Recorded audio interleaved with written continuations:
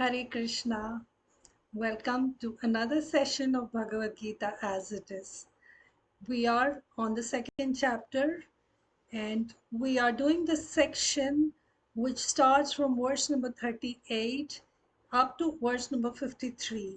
This section primarily talks about Budhi Yoga. And last time, in the last session, we covered up to verse number 45. Now, today we are going to cover from verse number 46 to 53, all about Budhi Yoga or Nishkaam Karma Yoga. The word Budhi Yoga is generally not understood properly because we know about different kinds of yoga, karma yoga, jnana yoga, bhakti yoga, ashtanga yoga. The word buddhi yoga is generally not used that much. However, in the second chapter, Lord Krishna does use the word Buddhi Yoga, and also in the next subsequent chapters, the word Buddhi Yoga is used. So we have to understand what exactly it means. And in this chapter, Buddhi Yoga primarily refers to Nishkaam Karma Yoga. So let's begin this session. We start with Srila Prabhupada's Pranati Mantra.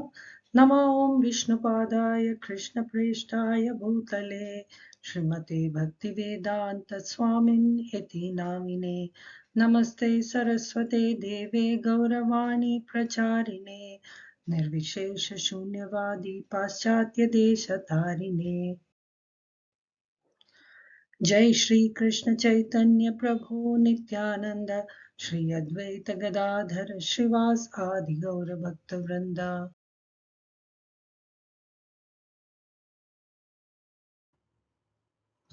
As indicated earlier, this section, verse 38 to 53, is all about Nishkam Karma Yoga. In this section, basically, Lord Krishna tells Arjuna how one can avoid being bound by one's action. In this material world, whatever you do is going to bind you in the cycle of birth and death, in the cycle of action and reaction. But there is one work which does not bind you. And what is that work? That's work done in Krishna consciousness, or in other words, work done for the pleasure of Krishna. That work does not bind you. That work liberates you. All the other work binds you. You get good reaction or bad reaction. So Lord Krishna is telling Arjuna how he can avoid the chain of action reaction by performing Nishkam Karma Yoga.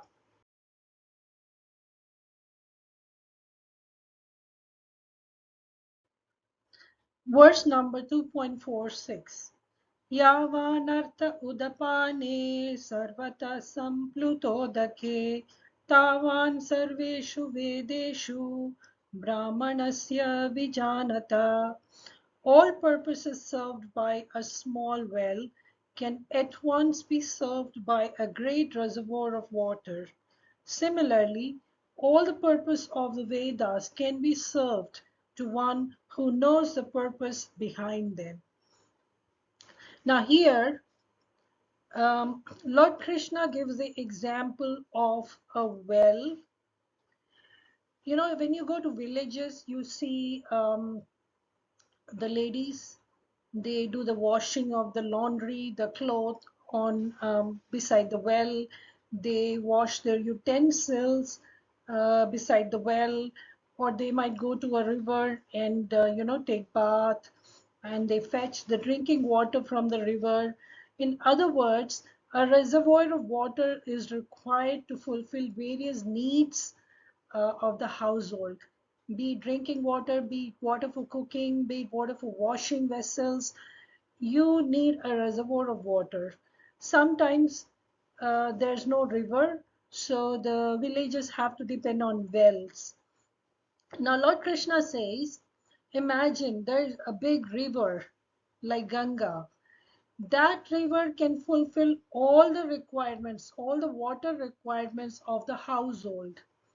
while a small well can only fulfill certain requirements, not all of them.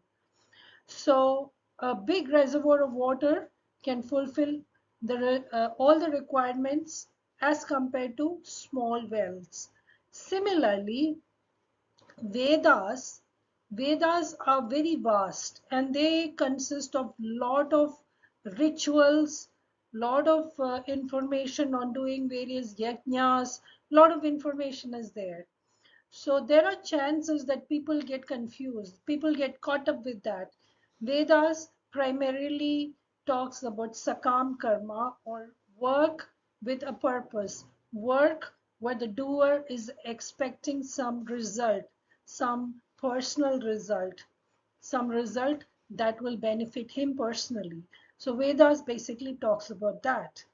However, Lord Krishna says a wise person, a learned person who knows the basic fundamental purpose of Vedas will not get caught up by that all rituals mentioned in the Vedas. So in Gita itself, in chapter number 15, Lord proclaims that Vedescha Sarvam Ahameva Vedya. So Lord Krishna says that I am to be known through Vedas. I am the creator of Vedas. I'm the compiler of Vedas. And I am to be known through Vedas. Or in other words, Lord Krishna is the primary goal of Vedas. But everybody cannot understand that, because people of little intelligence, they get caught up with various flowery language of the Vedas and various other information given in the Vedas. However, a wise person who knows the purpose of Veda, which is to know Krishna, he he has already reached the perfection of Vedas. So that is the example given by a vast reservoir of water like river and small wells. So Lord says that one who knows the purpose of Vedas, um, or all the purpose of the Vedas can be served to one who knows the purpose behind it, meaning one who knows that Lord Krishna is to be known through Vedas, and by chanting the holy names of the Lord, one has achieved the highest perfection of Vedas. He does not have to do all the different rituals and all the worship of demigods and all that. That's not for him, because he, by chanting the holy names of the Lord, by chanting the Hare Krishna mantra, Hare Krishna, Hare Krishna, Krishna Krishna, Hare Hare, Hare Rama, Rama Rama, Hare Hare. This is the highest perfection of Vedas. One who can chant these holy names with perfection has mastered the Vedas. Now we come to the most famous verse of Bhagavad Gita, 2.47. कर्मण्येवाधिकारस्ते मा फलेषु कदाचन मा कर्मफलहेतुर्भूर्मा ते सागोस्त्वकर्मणि. Karmanya eva adhikaraste. Number one, you have right only to perform your prescribed duty. Number two, ma faleshu kadachana. You are not entitled to the fruits of your action. Number three, ma karma phala hetur bhur. Never consider yourself the cause of the result of your activities. And number four, mate sangostva akarmani. Never be attached to not doing your work. How beautiful. You know what? This is the number one formula to be stress-free. In today's world, in our busy Kali Yuga lifestyle, every person is too stressed up. People, whether you're a student, whether you are working. Now, this verse brings us to a very important concept of what are the different types of action or karma.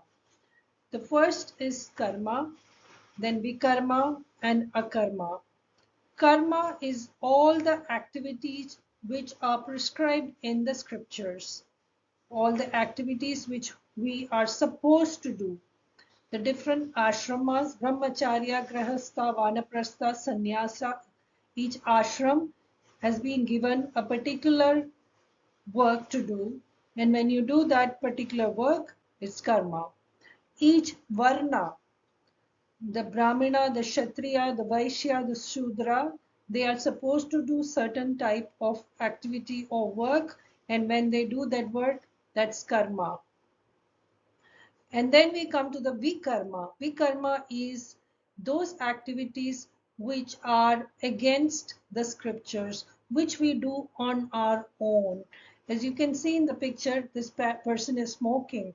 That's his own personal whimsical activity, which is not there in the scriptures. When we do something on our own accord without the sanction of the scriptures, those activities are vikarma. Verse number 48. Yogastha kuru karmani sangam tyaktva dhananjaya siddhya siddhyo samo bhutva samatvam yoga uchyate. Perform your duty equipoised, O Arjuna, abandoning all attachment to success or failure. Such equanimity is called yoga. Now here Lord Krishna clearly says what is yoga? Yoga is equanimity. When you are equal to success and failure, happiness or sorrow, heat or cold, when you are equipoised, when you're equanimous, when you're equal, that state is called yoga. And how you can be in that state? When you are not identified with your body, but you are identified with your spirit soul, which is what you are. When you think of yourself, when you understand that you're the spirit soul inhabiting the bodily distresses do not shake you. And that samatvam yoga uchyate, samatvam, equanimity, that is yoga, is what Krishna says.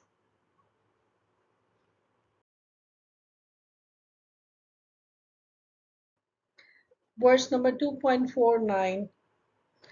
दूरेण ह्यवरं कर्म बुद्धियोगा धनञ्जय बुद्धौ शरणमन्विच्छ कृपणाफलहेतवा. O Dhananjaya, keep all abominable activities far distant by devotional service, and in that consciousness surrender unto the Lord. Those who want to enjoy the fruit of their work are misers. This is an important verse because based on this verse, in the future chapters, Arjuna is going to ask a question to Lord Krishna, because here Lord Krishna says, keep all abominable activities far distant. And avaram karma is abominable activities according to Krishna. And when Krishna said avaram karma, he actually meant sakaam karma. Sakaam karma means doing a work with the expectation of personal gain. Such kind of sakam karma is avaram karma, abominable. Why? Because it binds a person forever in the cycle of action and reaction. 2.50. Buddhi yukto jahatiha ubhe sukrita dushkrite tasmad yogaya yujyasva yoga karma sukaushalam. A man engaged in devotional service rids himself of both good and bad reaction even in this life. Therefore, strive for yoga, which is the art of all work. Again, Krishna is saying the same advice to Arjuna. Be engaged in devotional service. Be engaged in serving the Supreme Lord Krishna. Do that activity which will be for the pleasure of Krishna. That way, You will not be bound by action and reaction. All the other work that you do is going to bind you. So a man who is engaged in devotional service rids himself of good and bad reaction in this very life. And that such Nishkaam Karma Yoga is yoga, or being connected with the Supreme. And that is the art of doing work. Verse number 51. Karmajam buddhi yukta hi phalam tyaktva manishina janma bandha vinirmukta padam gacchantyanamyayam. By thus engaging in devotional service to the Lord, great sages or devotees free themselves from the result of work in the material world. In this way, they become free from the cycle of birth and death and attain the state beyond all miseries by going back to Godhead. So karma jam buddhi yukta hi phalam tyaktva manishina janma bandha vinirmukta. There is no birth death cycle for such a person. Which person? A person who does devotional service to the Lord, or in other words, a person situated in Krishna consciousness. There is no more cycle of birth and death. Why? Because they are doing Nishkaam Karma Yoga, which is not, which is liberating, and all the other work is binding. By thus engaging in devotional service to the Lord, great sages and devotees free themselves from the result of the material world. And that way, Padam Gacchantyanam Yayam, the supreme abode, they reach the supreme abode of Krishna by going back to Godhead. How? By performing devotional work. Verse number 52. Yada te moha kalilam buddhir vyavati tarishyati tada gantasi nirvedam shrotavyasya shrutasya cha. When your intelligence has passed out of the dense forest of delusion, you shall become indifferent to all that is being heard and all that is to be heard. So again, a person of higher intelligence will not be caught up with the Vedic words or rituals mentioned in the Vedas. He will be indifferent to them. He will be indifferent to Vedas. Why? Because he knows that the highest perfection of Vedas is pure bhakti to Krishna, or pure devotional service to Krishna is the highest platform or perfection of the Vedas. So Lord says that when your intelligence has passed out of the dense forest of delusion, you will be indifferent to all that's been heard or to be heard. And finally, the last verse for today's session, verse number 2.53. Shruti vipratipanna te yada stasyati nischala samadhavachala buddhis tada yogam avapsyasi.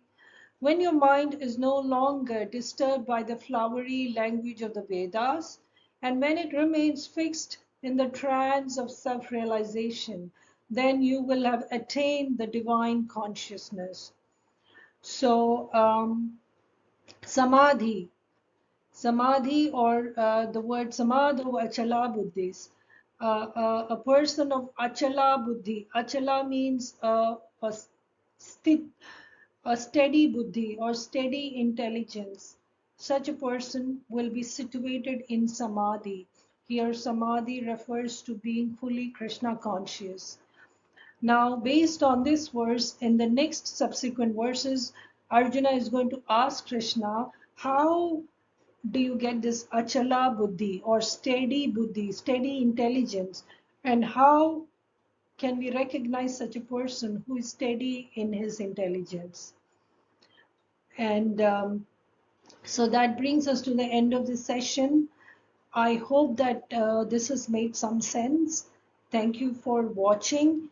And if you have questions, please do ask in the next live session that follows. Thank you. Hare Krishna.